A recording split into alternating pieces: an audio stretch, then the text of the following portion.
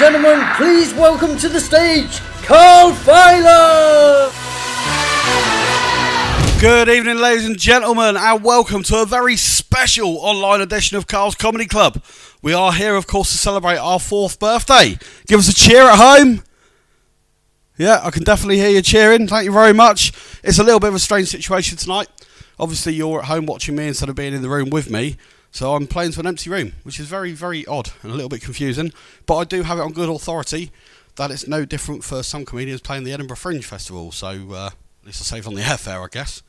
But no, like I say, it is our 4th year running the comedy nights.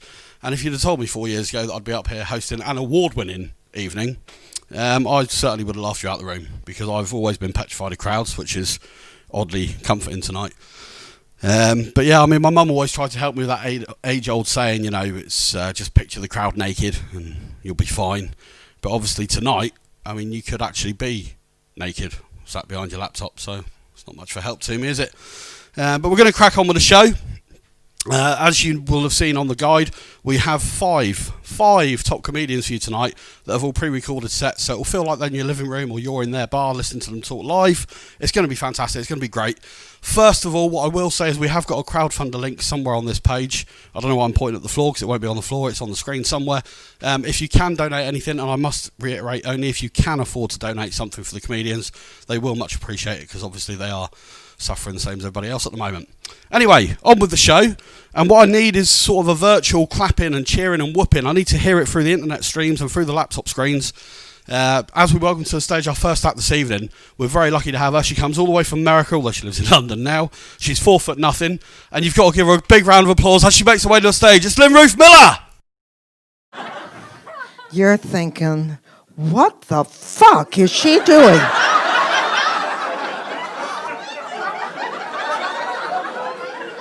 On a comedy stage. Why isn't she at the home playing bingo? Well, the reason I'm not at the home is because when I was 71, I told a joke. I started stand-up comedy because I didn't want to peak too soon. That was 12 years ago. I'm 83 years old, and I'm your future.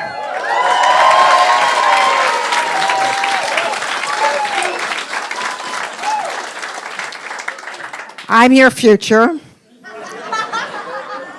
This is it. There isn't a woman in here that isn't looking at me and saying, oh my God, no. I'm not going to let that happen to me. And you're right. You're going to look a lot better than I do, Lovey, because you have Botox. All we had was Scotch tape. All you girls do all this beautifying, all this waxing. You all want bikini waxes. You've had one. I've got great news for you. If you wait long enough,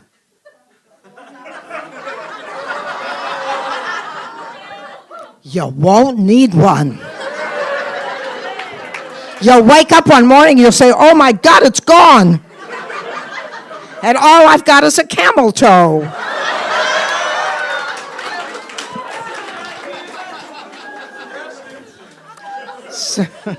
Sex is going to be a lot better for you. Yeah, it's going to be a lot better for you. You get a 4-hour erection. 4 hours. What do you do with the other 3 hours and 55 minutes? Crochet? Oh no, but 83. My God, that's so fucking old, isn't it? Yeah. When I was a young chick of 79, I wasn't that excited about what I do, but now I'm really proud of myself. For example, this morning, I buttoned my shirt. Mm-hmm. I turned the gas off on the stove. I don't do that every day, I'll tell you.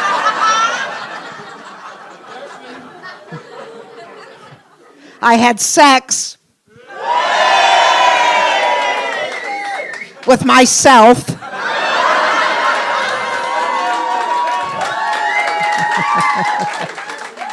I wanted to be sure my partner was still alive. But when you get to be this age, you have to get used to body changes. For example, things get loose. Things get loose. You think I'm nodding. I'm not nodding, it's loose. Everything rattles. Having sex sounds like a 40-piece orchestra, sweetheart. Yeah. You always hope it's the tuba, but it never is, darling. It's always the flute. It's always the flute. And as you get older, you lose inches, and you also get shorter. It's going to be this big. Don't look at me like that. It's probably almost there already. It's this big. I've gotten so short. I don't have to bend over to wash the floor, and I don't have to go down on my knees to go down. And things dry out. When things dry out, when I think of my vagina, I think of the Sahara Desert.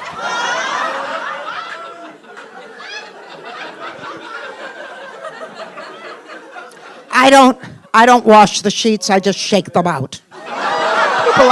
People say to me, what does it feel like to be 83? What does it feel like? And I'm going to tell you what it feels like. For example, when I was your age, sweetheart, if I dropped a coin on the floor, I pick it up. Now, if I drop a coin on the floor, I look at it and I think, should I risk it? It's the same thing with men. When I was your age, if a man came on to me, I'd say, why not? Now, if a guy comes on to me, I look at him and I think, is he worth a hip?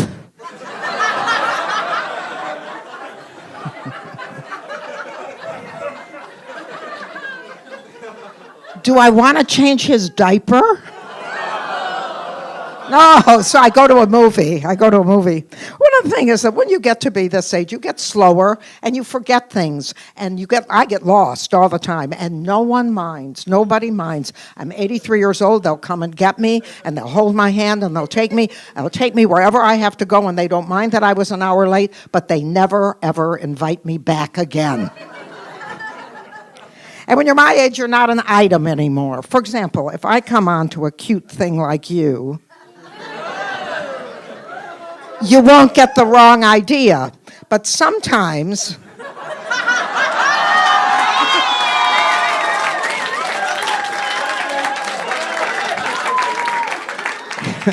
it's the right idea. And getting dressed is a problem. Your cleavage is in the wrong place. I mean, if I was on Naked Attraction, they wouldn't have to raise the camera.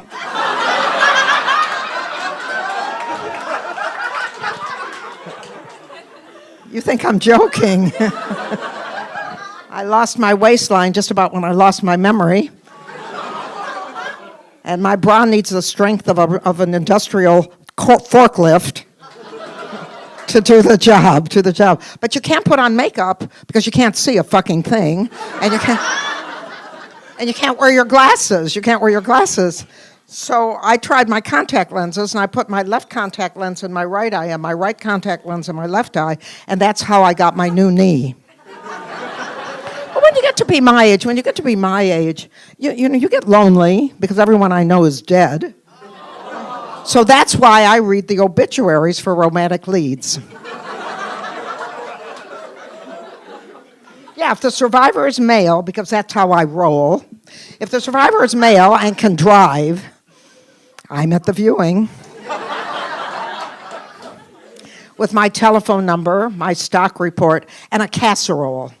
Those guys are always hungry, aren't they? I found a really, really hot number at Woodlawn Cemetery not long ago. He was 90 years old and still standing. Let's hear it for him. He was still standing, yeah. He drove over to my house in a 1933 Ford. Have you ever seen one of those? 1933 Ford. Oh my God, anything that old, it's going to have something broken, something missing, and something leaking, right? And the car was a mess too. So I Googled my high school boyfriend. And I found him, and we made a date for 7:30 for dinner, and I decided this time I'd wear clothes. He knew me when I was watertight. I didn't do that. And didn't need ironing.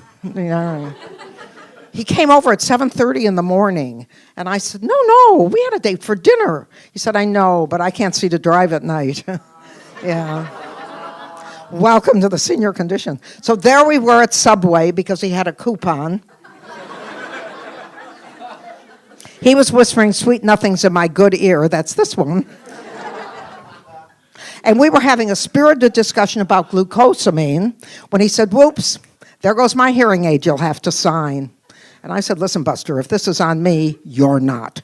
You have to stick to your standards. Right. But I have a new boyfriend now. Let's hear it for me and the new boyfriend. Yeah.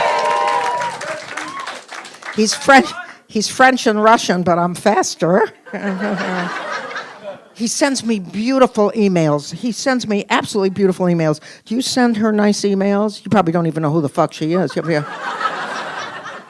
He sends me beautiful emails. He said, Lynn Ruth, he said, you are so sweet and so kind and so loving. You remind me of Mother Teresa. Does Mother Teresa swallow?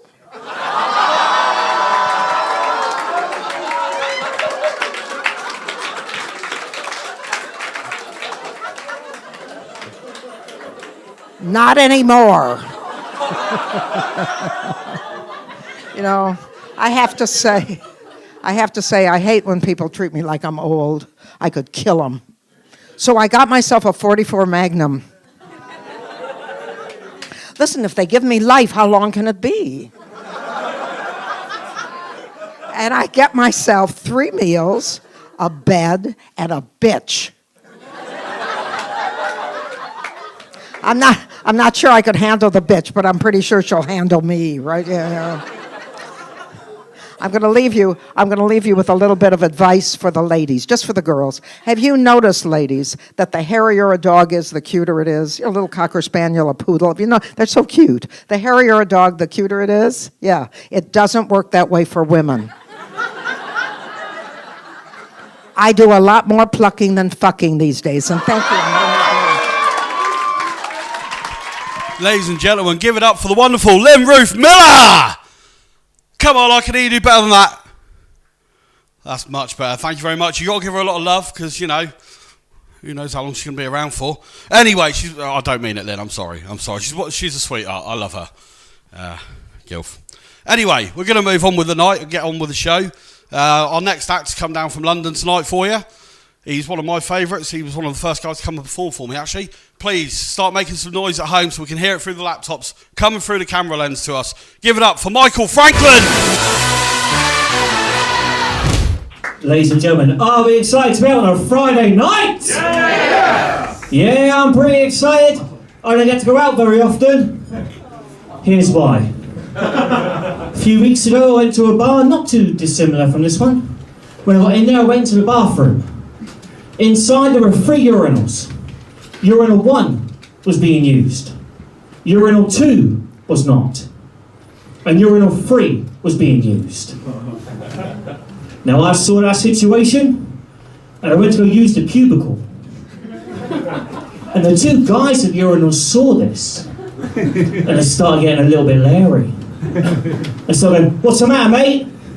Bit shy, are you? Bit shy, are you? And I thought, I ain't having this. My male pride got in the way. So I strutted up to urinal 2, and I took the biggest shit I've ever had.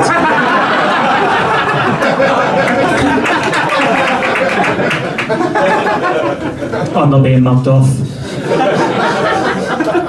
Now, listen, I'm going to tell you what's new in my life. The other day, me and my family decided to get our 92-year-old grandmother Netflix. Has anyone else done this for a grandparent? Don't. They can't handle it. Or at least mine can't. The technology is too new and there's too much variety.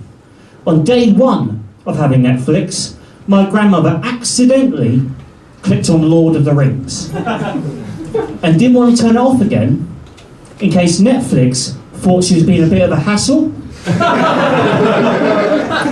So she watched the entire Fellowship of the Ring.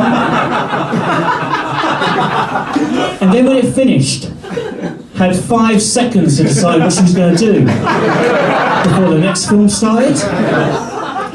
Long story short, she spent 9 hours watching Lord of the Rings out of politeness to her own fucking television.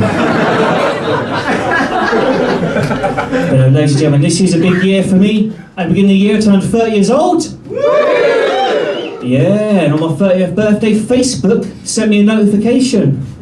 They went, "Hey Mike, here's something you put on Facebook when you were 19. So I thought, right, let's see what this guy has to say for himself. 19-year-old me had written a list. Things I want to accomplish by the time I'm 30. So I thought, right, let's see how close I came to accomplishing 19-year-old me's dreams. First thing you put, own my own house. Oh, bless him. He had no idea how the world worked. Second thing he put, have a job that pays at least 50 grand a year. Not with the grades he got in school.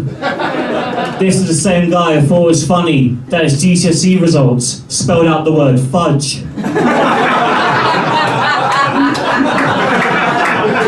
This is the same guy on his first day of work experience at a builder's site spent an hour and a half trying to find a fallopian tube. He wasn't a bright kid. To celebrate turning 30, I went on holiday with my mum. Yeah, me and my mum went to Spain for 2 weeks. About 9 days in, my mum starts getting cocky. She wants to order her food in Spanish. We were in Magaluf. No fucking need. She says, "Mike, how to order a chicken sandwich in Spanish?" For those of you who don't speak Spanish in the room, the Spanish for chicken is pollo. And the Spanish for penis is polla. And ladies and gentlemen, I saw an opportunity to stitch my mum right up. So the waiter comes over, says, "What would you like to eat?" And with all the confidence in the world, my mum turns to him and says, "Hola. Uno polla sandwich, por favor." The waiter starts laughing. He looks at me. I'm pissing myself. And out of nowhere, my mum just goes, "Grande!"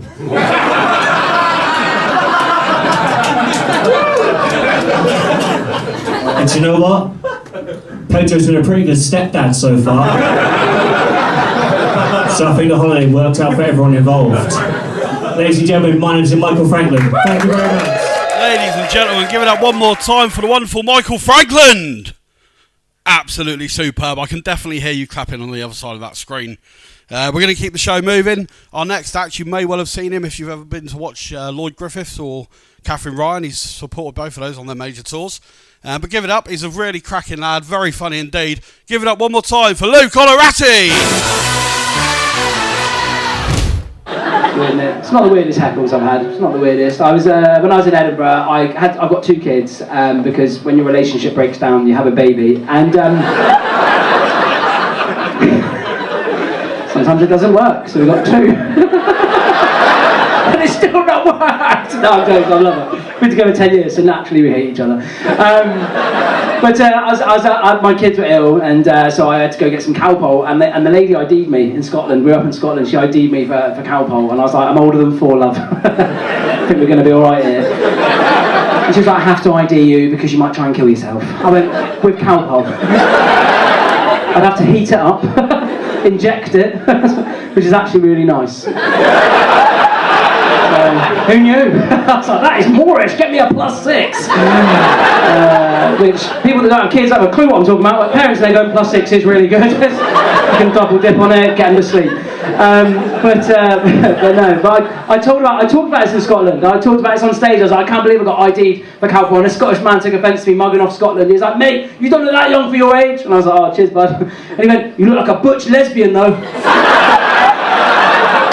I was like, what? And the whole audience went, oh, yeah. Oh, mate, I couldn't believe it. I took my dungarees off if I'm having that. I couldn't believe it. I was gutted. And I rang my missus after the gig. I rang her and I was like, babe, someone got heckled me tonight. And she was like, what did he say? And I went, he said I look like a butch lesbian. And then there was silence. She just went, oh shit, babe. I can't unsee that. But it's alright, don't feel sorry for me, it spiced up the relationship. Oh yeah! We do role play. We're in prison together. Just tuck it in, like, you know.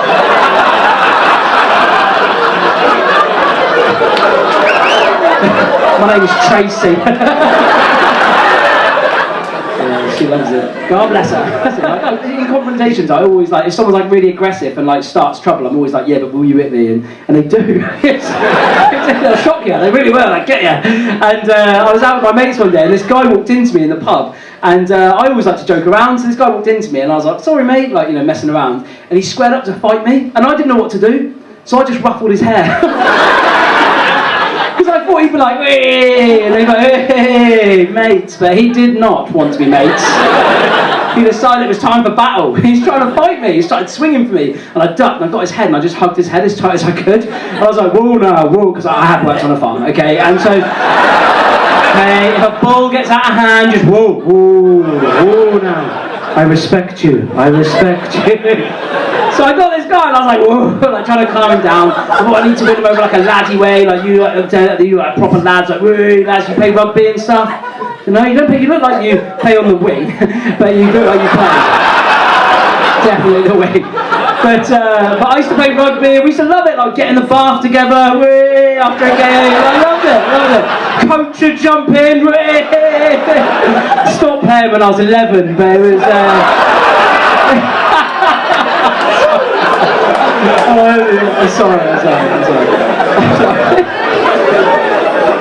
But this guy, I thought I'll win him over. You know, I'll get him in a laddie way. So I thought I'll give him a little kiss. He'd be like, what are you doing? I'll go, mate. So I was like, come on, you little monster. Be like, win him over. And he just loses it. This guy's like trying to swing me. I was like, oh my God. This doorman comes over, grabs it and chucks him outside. And he's panting like a maniac, right? So the doorman comes up. He's like, right, what's going on with you two? I said, leave it, mate, it's fine. He's like, you know him? I went, he's my ex. Can you just please? Because it's a domestic, isn't it? You don't want to get involved. I thought he just wanted to be like, oh, I'll leave it alone. But instead, he was a really nice guy and just went, wait there a minute. And I thought, well, I didn't plan for that. He's gone over to this door, mate's outside. He opens the door and he's like, oi, calm it down. I know he's your ex. You calm down, you can come back in. This guy loses it. I've never seen anyone lose it like it in my life. He rips his top off to fight me. So I leant over the doorman and went, stop it, Gary! This is why I left you! And the best bit's the doorman, because he put his arm around me and went, you don't even need him, mate, come on. That's madness, isn't it? My oldest one, she's 8, she talks posh, she talks very different to me. She's like, Daddy, what's that? She was like, Daddy. I was like, get to your room, don't ever speak to me that again. Cheeky, not better than me. But she goes to a posh school, she hangs around with posh kids and we've got names like Hugo. Tabata, so best friend's Tabata. And the parents are fascinated by me because I'm the poor person with tattoos and stuff, so they're like, oh hello, I once went camping, you know, they want to connect. Yeah. I've eaten in McDonald's, yeah. Didn't have a whole meal. No, not a whole meal. And they always want to talk to me. And they do that thing with him, like a stroke mid-conversation. Like, poor guy walking out there, he's had enough. I won't have it, I won't. I'm ringing my father. I will sue that fat bastard. No, I won't. He looks like a proper posh one as well, very strapping. Kind of posh lad that'll fuck his own pair. Do you know what I mean? And his mum's like, calm down, Hugo, don't kill her. Can't kill another one. Sorry, is that your boyfriend?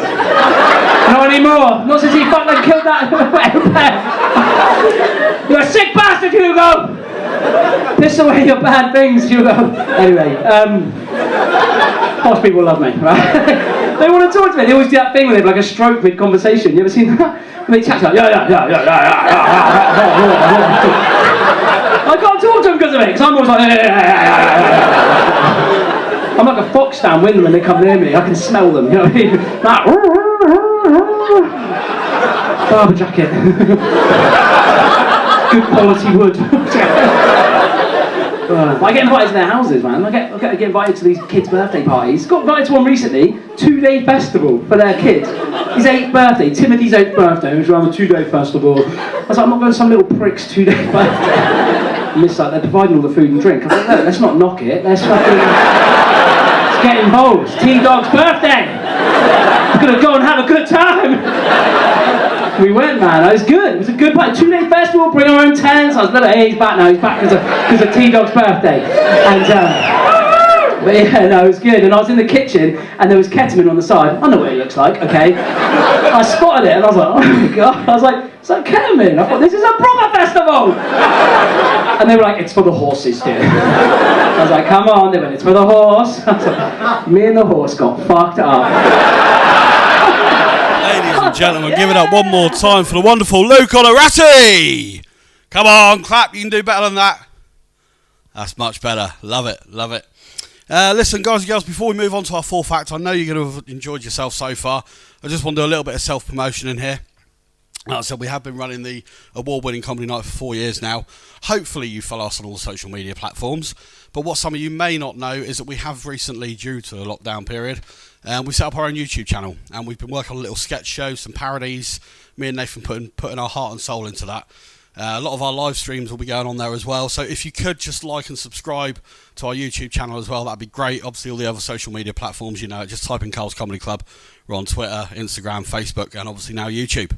But anyway, now that I've got my self-promotion out of the way, we're going to crack on with the show. So start stamping your feet, slapping your hand on the desk, wherever you're watching this, on your laptop, your mobile phone. Make some fucking noise for the wonderful Tom Glover. God, it's lovely to be here. I've been here for the whole weekend. Brighton is so cool, isn't it? Every pensioner I've seen today looks like he used to be in a synthesizer band in the 80s. It's amazing. I come from the West Country, right? Your charity shops have better clothes than our actual shops do. I walked past the charity shop today. In the window, there's a mannequin in a wedding dress with a set of drums and a snorkel on. Now, I don't know what's going on there. That is a wedding I want to go to, Brighton. It's fantastic. I brought the family up with me. We're staying out in a hotel down on the seafront. We're all staying in a room together. I was a bit worried about getting the kids to sleep at night. But I shouldn't be worried, because you just take them along the seafront. And eventually they're so stoned, they just sleep all night through in the end.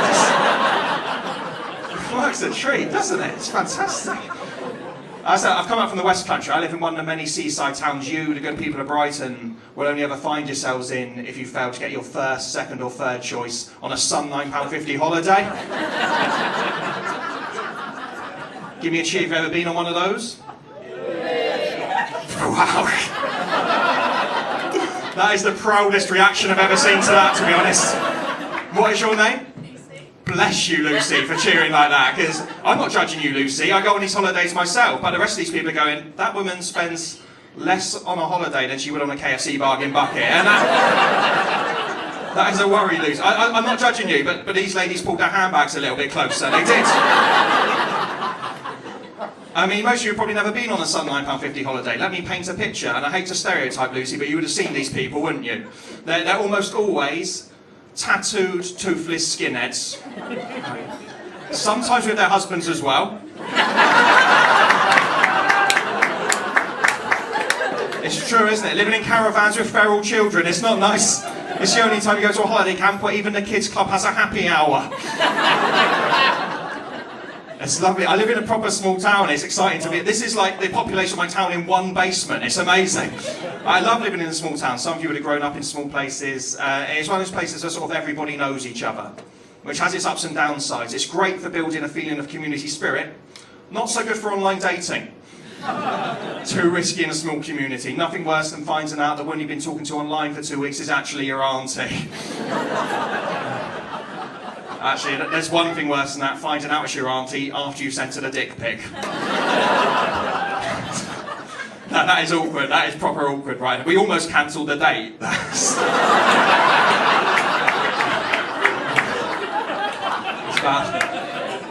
The other downside is if I do a gig locally, inevitably I will know people in the audience. And I did a gig recently and my nan and granddad came to watch. Now, I love my nan and granddads. They're pretty cool, but I don't necessarily want them coming to watch me do comedy. My grandparents, they're in their 70s, but they're these grandparents that like to keep up with all the modern technology, yeah? Like for my birthday, we got my nan a Fitbit, yeah? His name's Raoul. He lives in the spare room, he's a part of the family now. We call him Grandad, he's brilliant. For Christmas, she got herself an iPad, 75 years old, got herself her first iPad. That is amazing, isn't it? I mean, can't fucking use it, absolutely no idea. It's basically a 200-pound lap tray is what she's got there. Like, we may as well have drawn an apple on a chopping board, she'd have been none the wiser.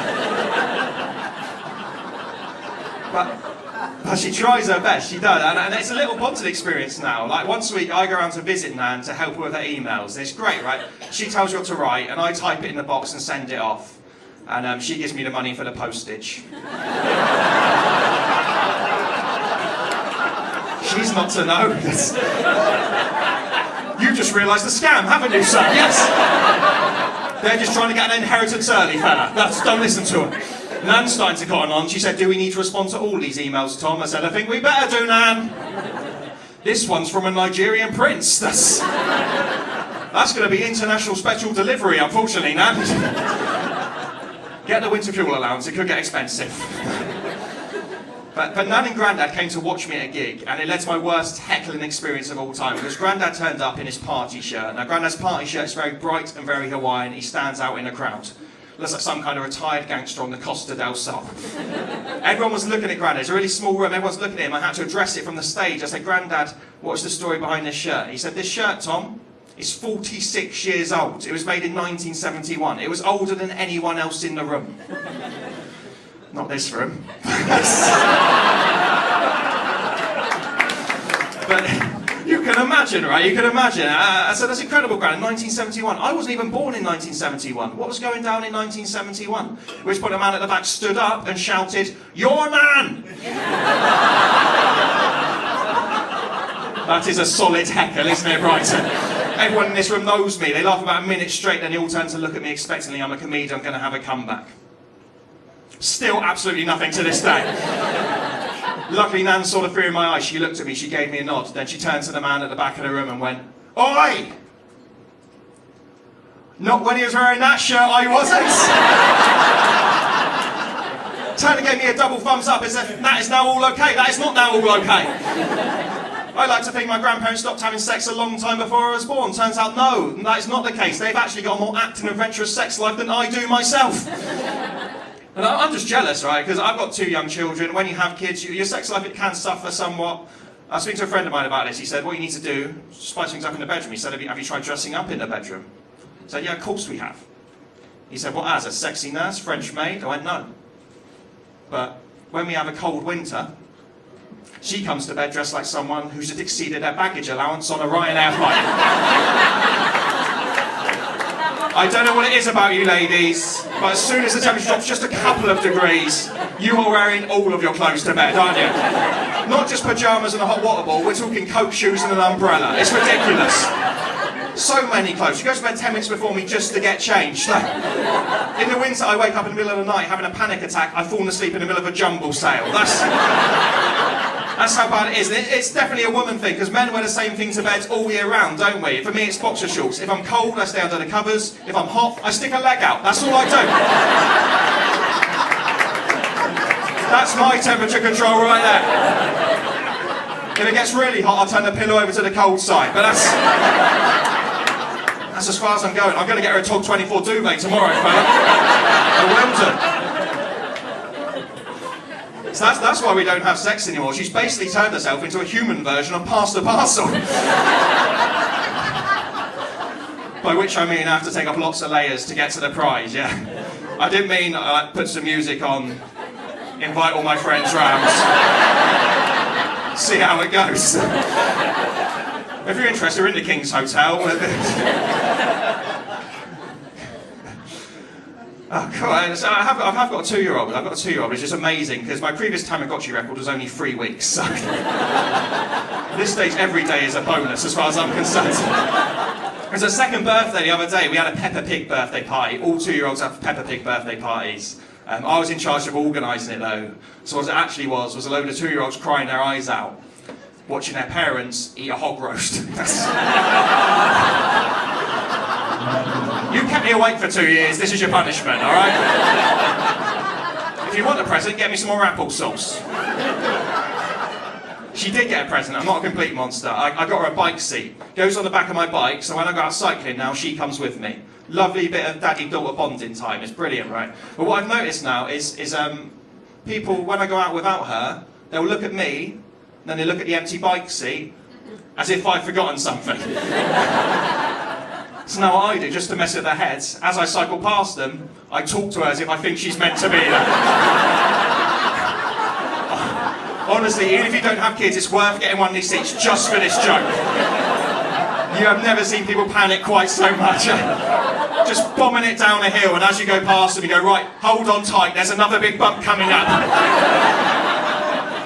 Very nice. Oh, this has been lovely. Please come to the West Country. We need your money. We got a first piece of graffiti the other day that sums up that small town mentality I was telling you about. All it was, written on the wall outside Wetherspoons in permanent marker, the words, punks, not dead. Then underneath that, in a different colour permanent marker, someone just simply added, fuck off, Mike. Too much backstory to that, isn't there? Not even graffiti can be anonymous for us. It's been fun. My last job before I did comedy, I used to be a postman, and actually my worst heckle was on my post round, because it's one you don't see coming. I was just on my delivery one day, and I saw this young lad walking towards me with his mum. And as I got closer, this little boy points at me. He goes, "Mummy, what is that man doing?" His mum said, "He's a postman, he's doing people's letters, that's his job." The little boy said, "Why?" Then his mum said, "Because that's what happens, we don't try very hard at school." Correct reaction! Don't clap it, buddy, that's my life! I wanted to argue back and say, hang on a minute, there's 3 of us here, only one of us doesn't know what a postman is. Perhaps he's not going to be the high flyer you thought he was going to be. She knows I'm not going to say that though, I'm polite, she just walks across the road, smug look on her face, thinks she's won. She didn't win. A couple of weeks later, that little boy's birthday, 40 quid up and an Action Man Brighton. Thank you. Thank you. Some of you are judging me on that, I can tell. Remember, 40 quid, for me and this lady, that's 4 holidays with change, so... I've been Tom Glover, thank you, good night. Ladies and gentlemen, please give it up one more time for the wonderful Tom Glover! Woo! Yeah! This is so bizarre, that an audience dead in front of me. I hope you're all having a good time, folks. We are now getting on to our last act, sadly. But hopefully you've had a good night. Leave your comments, leave your feedback. Give me a little message if you want. I'm happy to talk to everybody. I'm sure the other comedians would like it if you share their videos around as well. But yeah, we are going to get on to the final act. So please, from the back of the imaginary room, start stamping your feet, clapping, cheering, whooping. Give it up, make some noise for the wonderful Nathan Eagle! Hello everyone, so it's nice to be here. Give me a cheer if you're drinking tonight! I recently had a cut down drinking myself. I was drinking far too much. I think you know when you're drinking too much, when you find yourself drinking terrible drinks. Like I went for a stage of drinking nothing but vodka Red Bull, which is essentially ADHD and narcolepsy in one beverage. I'm so tired. Did somebody say conga? It's nice to be unfair. I'm actually come from a little town about 20 minutes down the road, a little town called Gosport.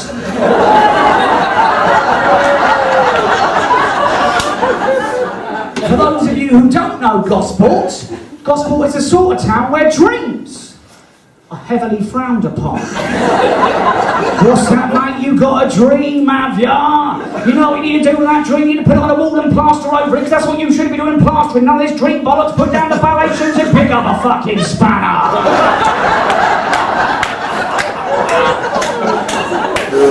Okay, Mum.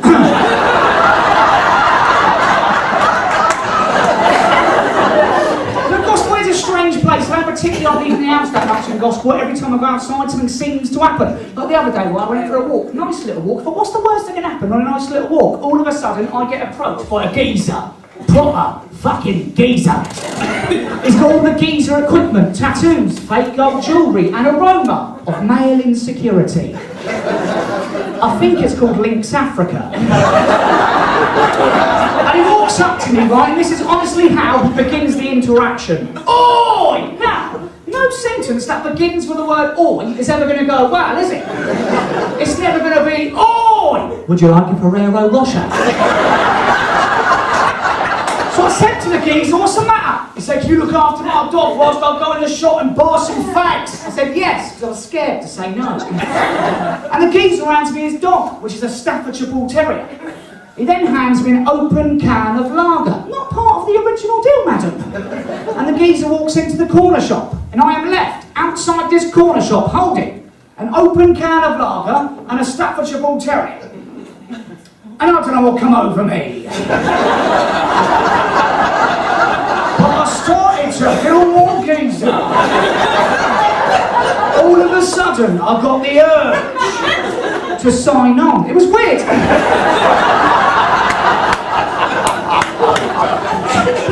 It's filled with these types of geezers, and these types of geezers don't particularly like me, right? They're incredibly homophobic towards me, and I'm not even gay, right? But these geezers, I'm not. These geezers will call me gay at any given opportunity for peculiar reasons, right? Like the other day, I was outside wearing gloves. My geezer neighbour saw me, what are you wearing gloves for? To which I said, because it's cold, which seemed like an appropriate response. To which he said, cold? Only gays get cold. Only gays get cold. So all those times I thought it was a bit nippy, turns out, just wanted some cock, didn't I?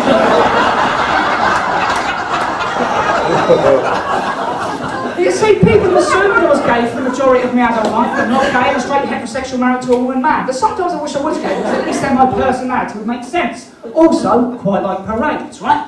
I think it's because I'm not your stereotypical manly man, not into manly things. Like, even when I was a kid, right, my dad wanted to play football. I wanted to join a performing arts group. He said, no son, you've got to play football, put on the football boots. Didn't actually mind football boots from the right surfaces. You could use them as tap shoes. I'd have to play this stupid game every week, and then I was skinny, I was puny, all the other kids much bigger than me, they had muscles. They were man kids! Big, freaky man kids! You know, the sort of kids who got pubes at the age of 7. And every weekend I was always stuck in defence. I'm not a defender, am I? I can't even defend myself! The only position I wanted to play was goalkeeper. Mainly because that was the only appropriate time I was allowed to wear gloves.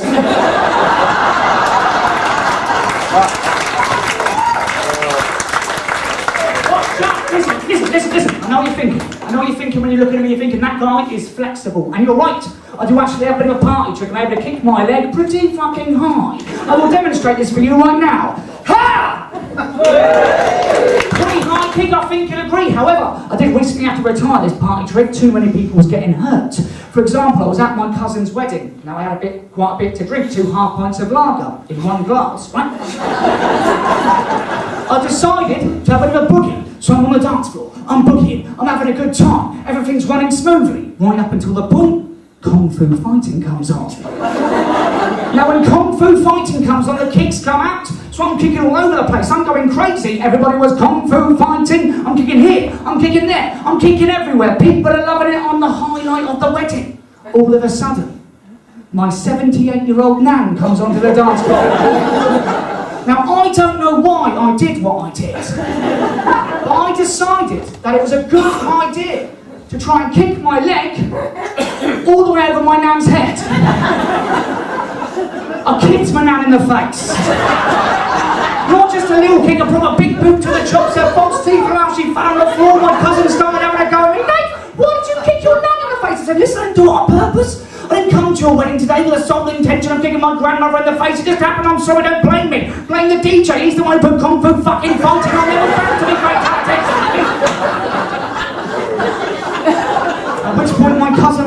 sternly and said, Nath, you requested Kung Fu fighting. I said, okay, you got me. I requested Kung Fu fighting, but I was not the only one. Everybody was Kung Fu fighting.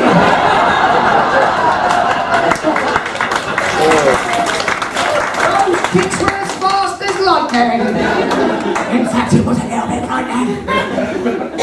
I myself am a married man. I quite like being married, but of course, like any married couple, me and my wife, we have our differences. For example, my wife, massive fan, inspirational quotes. Loves an inspirational quote. You know the sort of quotes I mean? Live every moment. Laugh every day. Love beyond words. That kind of vomit inducing bollocks is all over my flat. Even on my mucks, there's nothing sacred. I can't have a cup of tea without feeling fucking inspired. Me and my wife live in a council estate in a block of flats. Live right opposite Asda, very convenient. However, I have, on a few occasions, accidentally, stolen from Asda. We've all done it, accidentally. You know, you're in Asda. You might be a little bit tired, so you grab what you need. You leave the shop, and then you realise, I didn't pay for this. Then you have that little debate in your head. Should I go back? Nah. It's only a telly. We've all...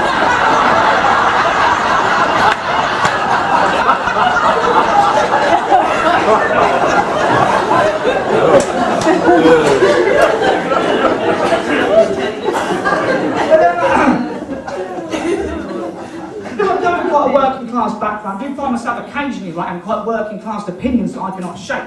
For example, I always feel a bit uneasy whenever I'm around rich people. I find myself hypocritically judging rich people far too harshly. Not that long ago, I was in a Waitrose. First of all, I had no business being in a Waitrose. I was in this Waitrose and I see this couple, they were mega rich, filthy rich, and I knew they was rich because they laugh like rich people. It's so unbelievably well-fed.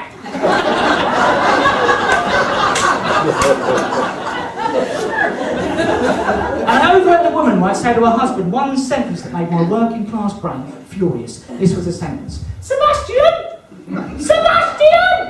Should we buy some inflatable liners for our villa that we own in the Maldives? Oh, the rage! Oh, the rage! Oh, don't come out. Oh, you want to buy some linos, do you? For your villa in the Maldives? Well, I hope you do buy those linos. And I hope you place them too close to an open flame and they set alight and burn your fucking villa to the ground. What's you and your precious 70 grand a year husband who's probably having an affair with his secretary, lay on your memory foam mattress wrapped up in your silk diamond encrusted sheets drinking a 200-year-old bottle of vintage fucking wine that you don't deserve because you're probably is the tax avoiding vegan bastard.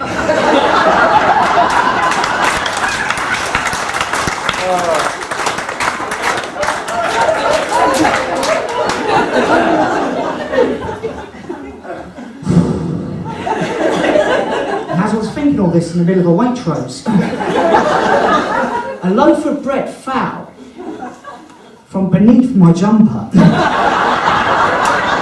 We've all done it! So now seems like an appropriate time to tell you that I work in a nursing home. I look after all the granddads and grandmas that you've abandoned.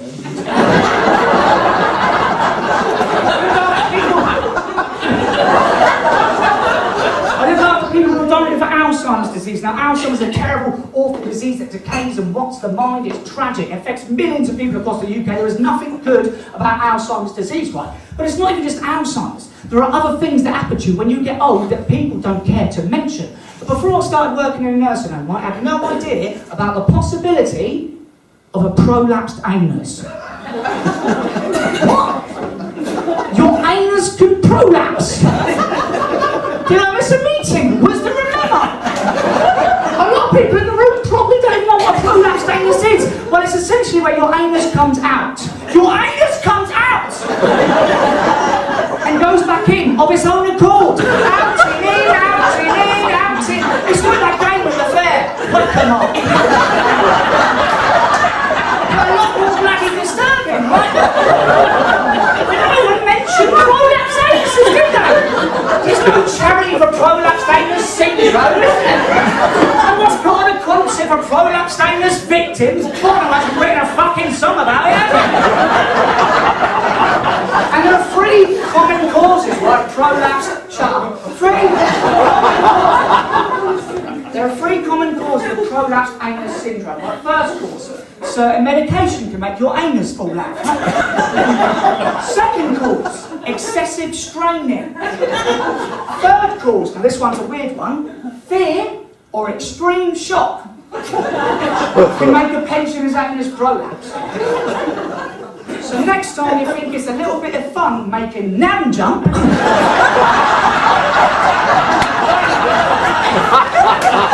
sure you've got a dustpan and brush in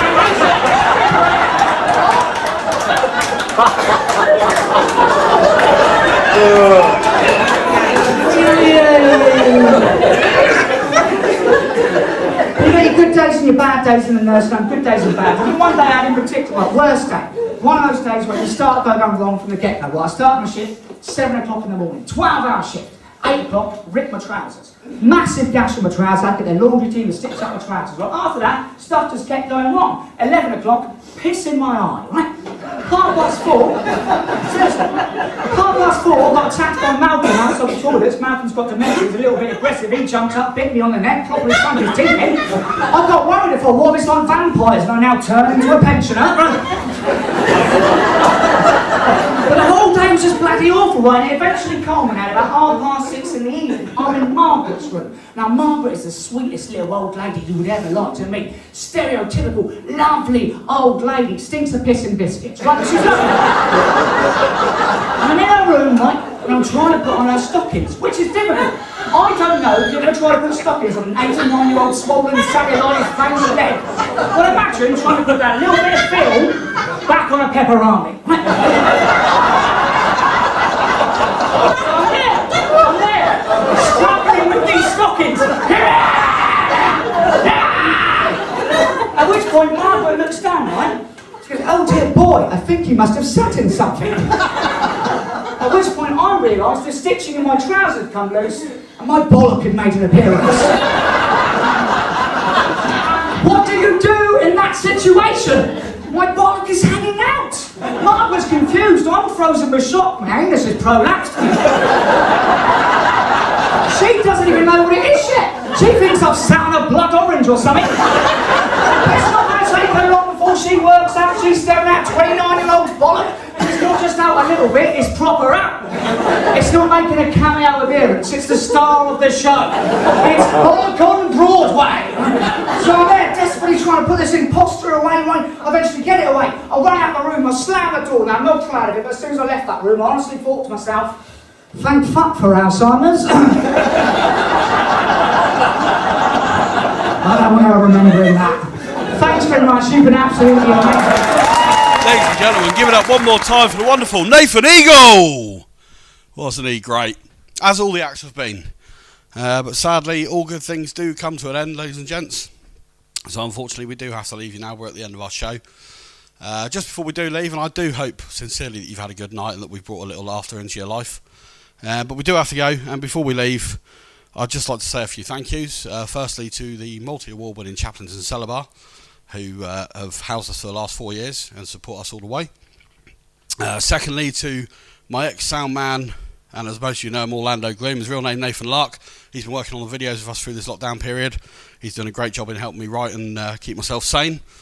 Also to all of the acts for submitting their footage so that we could use it in the show tonight. So you had Lynn Ruth Miller, you had Michael Franklin, you had Luke Honorati, you had Tom Glover, and then finally Nathan Eagle. A big thank you to all 5 of you guys for sharing your footage with the world. I'm sure they brought a little light into your life. The last thank you I need to say, boys and girls, is to you guys at home for tuning in. It can't be easy watching me with no audience, so I'm glad you stuck with us. And thank you again.